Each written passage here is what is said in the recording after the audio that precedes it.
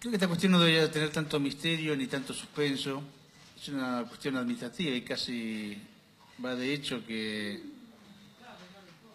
resulta en forma automática, que debería plantearse y darse. O sea, si la voluntad del cuerpo está en desprenderse de un diputado para que cumpla funciones.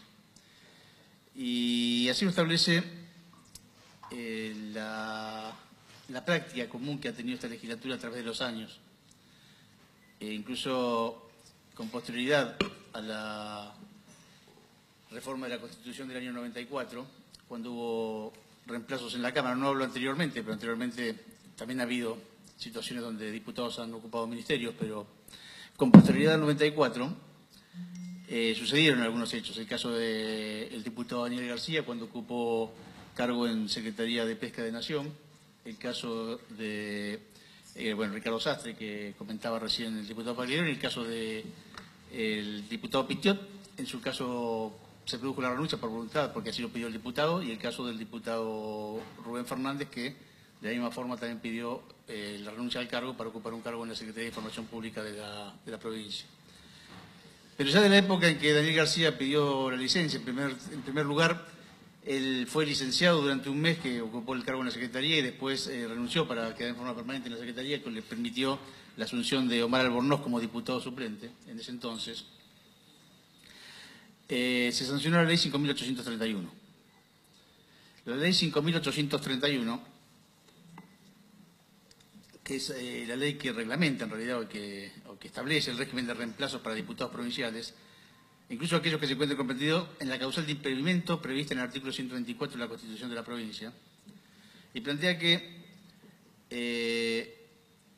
se considera de impedimento en el marco de la presente ley la circunstancia fáctica que obstaculice al diputado a cumplir con las funciones del cargo establecidas en la Constitución provincial y el reglamento orgánico de la honorable legislatura y no configure una superposición funcional, en cuyo caso se da de aplicación el artículo 126 de la Constitución.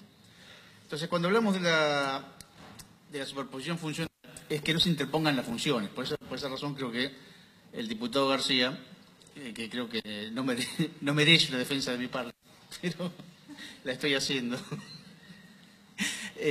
no incumple con los términos constitucionales en esta instancia.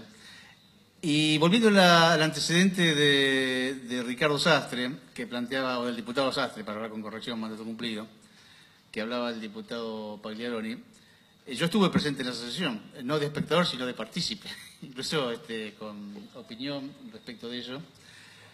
Y en ese momento también lo planteó el diputado Rizzo, es una parte que obvió el diputado Pagliaroni, pero él plantea el término del 126, hasta dónde alcanza la incompatibilidad. Y la incompatibilidad, plantea Rizzo en ese momento, dice, el 126 toma como caso más grave de incompatibilidad de los diputados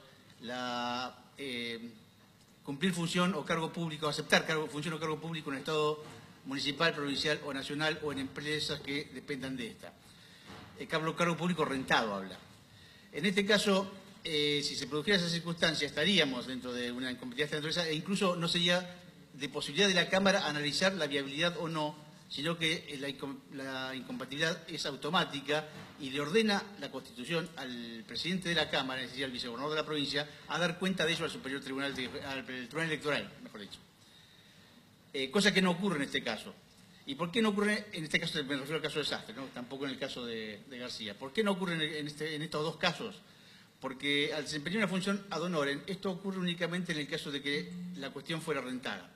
Ahí es donde intervengo yo en ese momento, me recuerdo, porque el doctor Urbano, el diputado Urbano, lo veía como absolutamente inviable la cuestión de Ricardo Sastre.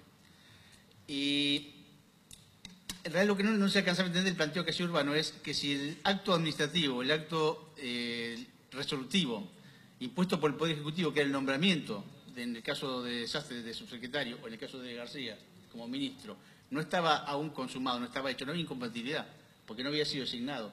Entonces no obraba esta Cámara determinar sobre un hecho que no había ocurrido y que la propia Constitución le manda al vicegobernador comunicar el hecho, si es que ocurre, si hay renta en el medio, comunicar sobre el Tribunal Electoral para que opere la incompatibilidad a la que alude la Constitución. Por esa razón me parece que tanto suspenso, tanto misterio, en este caso me parece que